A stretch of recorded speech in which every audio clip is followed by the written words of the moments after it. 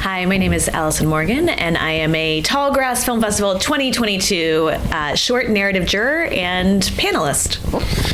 So how you become a juror panelist, you previously have had a film, if I'm not mistaken here, that did pretty good. I've actually had two films here, but in 2020, my short won Best Short of the festival, Best Narrative Short. And then I also had another short here in 2021. So 2020 was all online. I didn't get to come out at all. And then last year, my film played on Saturday, and I could only come out for 24 hours for the screening because there were several other festivals that same weekend. So I think I was in 3 states in 3 days. And I didn't get to really experience Tallgrass. And so they were very kind and invited me to be on the jury and experience the whole festival this year. And before we dive into kind of the jury in Tallgrass, I'd love for you to have the chance to plug something I'm very excited about, Bite Size Halloween.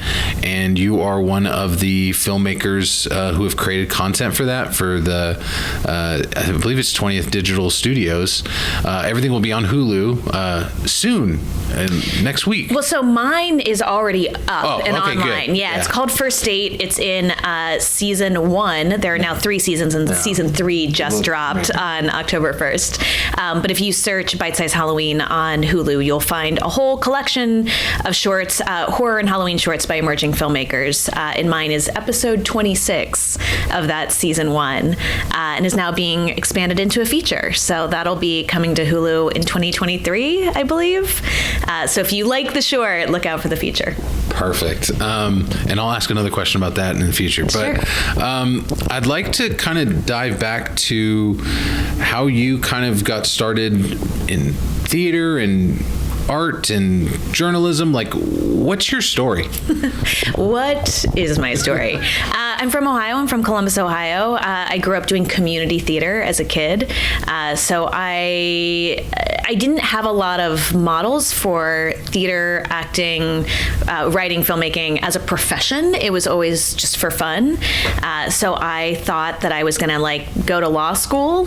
When you're a smart kid, I think you're rightfully encouraged to go to law school, go to medical school, do something real. And so I always thought that you could go to law, or I'd heard you could go to law school with any undergraduate degree. So I was doing mock trial in high school and really loving it, not really realizing the reason I loved it is it was performance. But I thought I would go to college and do theater as an undergraduate degree for fun and then go to law school. And it wasn't until I got to college that I realized, this can actually be a job, because I had mentors and teachers who were really serious about it and really serious about committing to it as a career path. So at Ohio State, it's the biggest school in the country in any given year, which means the theater department is the biggest in the country, which means a lot of us were graduating without ever having acted or been on stage. And so some of my peers and I decided to start a women's theater company. It was called WETCO, Women's Explosive Theater Company. And we started producing our own work really young, at 21, 22 years old, because we just felt like the best way to get experience was to do it. And then I think maybe foolishly that experience made me think that I could just move to New York and get great reviews and have a theater company and everything was going to be smooth sailing from there. And spoiler alert, it was not easy. I did move to New York and I did start a theater company there as well, but it took a little more work. You were kind of doing that. Yeah. I've had a couple theater companies in New York now. But the first one I started with another grad from Ohio State, as a lot of theater companies happen with people that you already know. I would love to have you share with us the theater companies, and just particularly their names. Yeah, the two that ran the longest was New York Theater Experiment, or NYTE, N-Y-T-E for short, because artists love acronyms. And that was from 2004 to 2010, 2011. And we were doing all new work, new American plays. We had a couple premiere at the Fringe Festival in New York that did pretty well. But a lot of folks in that company just started to move away from acting from theater, as naturally happens. A couple people went to grad school for other careers, and just I think didn't have the same drive to keep going. So then I started in 2011 Effort Club, in the spirit of why are we waiting for people to give us work? Fuck it, let's just make our own work. And that was all short form, short plays, short films, short-term events, which was sometimes pop-up theater at a bar, sometimes parties. But that ran from 2011 to just this past year, 2021. When did the camera come into your life, and how much fun have you had exploring it? Because of your work's very fun. Thank you. I guess, this question has come up about, like, how do you learn how to make a film if you don't go to film school, which I did not. And I think the answer is, like, you just try to make stuff. I always just thought it was interesting that there were actors I knew and writers I knew doing theater and film, but there was this real division, particularly in New York, of, like, you're just a theater actor or you're a film and TV actor, but very few companies were doing both. And so I thought, like, what would it be like to have a Sundance-like incubator on a smaller scale in New York, where we're all doing all of those things anyway, so why don't we just formalize it? So the answer is, like, I just wanted to try making a film to see what that would be like. At that point, I had been in student films. I had been auditioning for short films, feature films. I had, like, had a couple small parts, so I thought that I kind of understood what happened. And the next step seemed to just, like, get friends together and make something that we could have for our acting reels and for our, like, creative outlet. So we took a camera to a park and made this film called 4 Dates, about a man who schedules 4 dates every hour on the hour, and it goes terribly wrong. And it didn't go well. It didn't go well, but we won an award with that film. We won at this festival called, like, Zero Film Festival, meaning, like, zero budget. And that was really, like, gratifying. We definitely learned a lot. Like, sound is important. And maybe, like, make sure you have a shot list. I've always learned how to do things by screwing them up first. So that's my advice to anyone. Dating seems to be possibly a theme in some of your work. Can you share with us why, or what does that subject matter mean to you? Yeah, sometimes maybe I talk too much about it, but I am somebody who's been single for a very long time, and I think I grew up with a lot of stories, like classic When Harry Met Sally and You've Got Mail, like any Meg Ryan movie, really, but a lot, and Matthew McConaughey, and these stories were, like, they're traditional rom-coms, boy meets girl, they fall in love, everything works out great in the span of 2 hours. And I think it really promotes this kind of toxic idea that there's, like, one person that you're meant to be with, one feeling you're supposed to feel. You just have to wait for the perfect person. And I just don't think there are a lot of stories that talk about how hard it is, how lonely it is, how much work it takes. I feel like that's coming now. I feel like Fleabag was a great example of that. I May Destroy You got into some really, like, beautiful nuance. Insecure, these stories that are frankly, like, very female driven. But up until the last, 5 years, it feels like there have just been a lot of aspirational stories and not a lot of realistic stories that talk about dating and relationships and the struggles that come with it. So I think anything I can do to, like, open that conversation and create more content around the reality of and the, like, pain of dating, I'm very interested in. I kind of want to dive into this a little bit more, because I think it's fascinating that you brought up all, like, the rom-coms. Outside of maybe, like, Penny Marshall and some filmmakers, female filmmakers of the 90s, it's mainly male perspectives of this thing we're talking about. Yeah. Recently, we've seen women like yourself take a new view and a new look at relationships and lack thereof and all that. I'm curious, the rise in strong female voices is giving us way more opportunities to see all of the perils of the stuff before. What are your thoughts on women empowerment in film being so important to changing the landscape? It is important. I think it's interesting. A conversation has come up at the festival this year around, like, whether or not independent filmmakers should make Hollywood films. This conversation came up on the panel I was at, and I feel really strongly that success shouldn't be a dirty word, that making a Hollywood film should feel good and not something that anyone should feel bad about, particularly women and people of color. I think it's crazy to say Patty Jenkins shouldn't make Wonder Woman, or Chloe Zhao shouldn't make Eternals, or Nia DaCosta shouldn't make Candyman. I think we can't ask for more women directors and more women creators and also say, but don't achieve or don't strive to achieve what men have been doing for decades. I was having this conversation with other filmmakers last night, and I think it's very interesting to me that if you're the top surgeon in your field, if you're the top attorney in your firm, you don't get called a sellout. You get called smart and successful and savvy. And so I don't understand why that isn't applicable in the arts, why like as an artist you have to be poor, you have to suffer, you have to go unnoticed to retain some integrity. I think you can have integrity and also make money. And I'm interested in that conversation and how we bring more women into it. I like that perspective. Thank you for that. I love that you're talking about getting to chat with these panelists. Can you share with us about being on the side of panels that you've been on? What's it like imparting information to people? Is it easy? I mean, you're easy to talk to, but knowing that the words you're saying may impact a filmmaker, like the people watching you from the other side are looking at this panelist group and thinking, all these people have done something very successful, maybe not financially something huge like you're saying, but all y'all were picked for a reason. How do you view it from the other side of being one of those picked people? Well, I have attended a lot of panels too, you know. I think this is true in any circumstance. You have to understand that anybody is only speaking from their own experience. And I try to caveat everything I say with that. And also I try to be a listener from that perspective also. I think like you can't assume just because somebody's on a panel that their word is God, or like they know all of the answers. They may know some answers, but I think on both sides there's a responsibility to see each other as human beings who are fallible and also subject to error.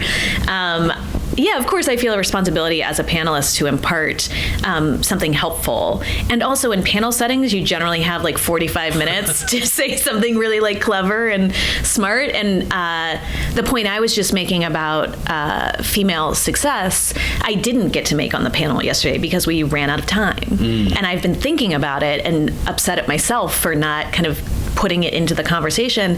However, that's not what the conversation was actually supposed to be about. So those circumstances can be really tricky, I think, too, where you can't make it about yourself, and also you can only speak about your own experience and be honest about it. Well, I'm glad we gave you the opportunity to say it, because we hope people will listen to that, because I think you're correct in your notion. You shouldn't be sad that you're doing something good. Yeah, I would love to have the problem of being a Hollywood filmmaker. Well, speaking of that, you've got a feature in the works. As far as I talked to James, who's one of your fellow narrative jurors, seeing other people's work, how is that changing you in your mindset as not just a filmmaker, but just as an artist? Yeah, I mean, I think it's a really special position to be in. I should say my support work is also in film festivals. So I am privy to a lot of emerging work and short film work. I program for a festival called Indie Street in Red Bank, New Jersey. So I screen for that festival. So I'm constantly seeing films, just as a point of reference. Somebody was asking me last night, like, so how do you pick the winner? You know, we watched 94 films. How do you pick one? And what I find really interesting is James, our other juror, Diane, and I separately didn't have a conversation, all picked our top 8 films, and 4 of them were the same. And so there's something about what those films are doing that spoke to all 3 of us individually that made them stand out from the other 90 films that we watched. And so, to answer your question, I think what you can learn from watching other people's films is how do you tell a beginning, middle, end in such a short amount of time, and also make it universal, make it specific at the same time. I want to see something that like grabs me emotionally, whether that makes me like cry or makes me laugh or makes me say like, yes, that thing, like you're talking about that thing that's really special and important. And there were a lot of films that did that just fine. And the films that really elevated it were the films that grabbed our attention. And that's something just to keep in mind as a filmmaker. Since you brought up Red Bank, COVID has sadly impacted so many wonderful festivals. We saw so many go under. Knowing the competition level, especially in the cities that you have lived and know, is it difficult to find that perfect film that's for your festival that no one knows about? Like, how tough is it still to find those films that do have a solid, beginning, middle, and end? Yeah, well, I think it's a different conversation between shorts and features, to be honest. And I always say, like, you have to balance between what you think the audience wants and what the audience needs. I really like to push the audience expectations, or to like give them something that they maybe wouldn't seek out, because I think that's the only way that you can open people's minds and hearts and points of view, is to like program something that maybe they wouldn't necessarily go to a Regal cinema and see. So the answer is, like, we're a smaller festival. We've been around for 7 years, but it is Kevin Smith's hometown. And we've had some really great filmmakers and films come through Sundance, South by, Academy Award winning films. So we are building a little bit of a reputation. I think short films, the premiere status is becoming less and less important. For feature films, it still becomes a thing. And we are late summer, early fall, which is like around the time of Toronto. And so, like, in the year, we're after Sundance and South by and Tribeca. But if people have just finished their films, it's hard for them to decide to premiere with us instead of sending it to those festivals the following year. So, I look for, again, like, great stories. I am lucky to work at other festivals and attend other festivals and be able to scout things year round and ask people to submit. But we're always looking for, like, great narrative features, great documentary features. And I would say to other filmmakers, like, look for those smaller mid-tier festivals, because frankly, like, you've got a better shot at getting in instead of competing against the A24s and the Universals and the Hulus and all of those big guys. Let's put you on the spot. Name your top 10 festivals. I'm just kidding. Oh, I'm just kidding. Tallgrass, number 1. No, I wouldn't do that, but I would love that you just mentioned finding the right festival for you as a filmmaker is a very important thing. How do you determine what festivals that you've been a part of, like, why do you like coming to Tallgrass? Why would you want to be a juror at Tallgrass? Can you explain the benefits of a festival like Tallgrass that isn't necessarily finding a distributor? Yeah. Like, this is a filmmaker friendly festival, or genre festivals. Like, how do you determine what festivals you personally want to attend or be a part of, or go and take something from, or in this case, actually get to be a part of the festival process and being a panelist and a juror? Yeah, I mean, listen, like, I think we'd all be lying if we said, like, don't go to Sundance.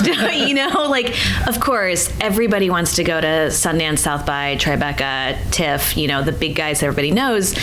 However, I think I've also heard other people talk about this. Even if you get in, it's very easy to get lost, especially if you're an independent filmmaker, especially if you're a short filmmaker. The benefit to me, and I can, again, only speak from my own experience as a short filmmaker, is that you make the short to go to festivals, to meet people. Sitting, which is the film that won the award here in 2020, I met that director at a festival. The Hulu film came about because I met the industry rep at a festival. So I have seen very real, very tangible benefits from attending festivals and literally just talking to people and being proactive about the people I wanted to meet. So a festival like Tallgrass, I think, is super approachable in terms of, like, the events that are set up where everybody can mix and mingle. There are lots of parties. There are lots of happy hours.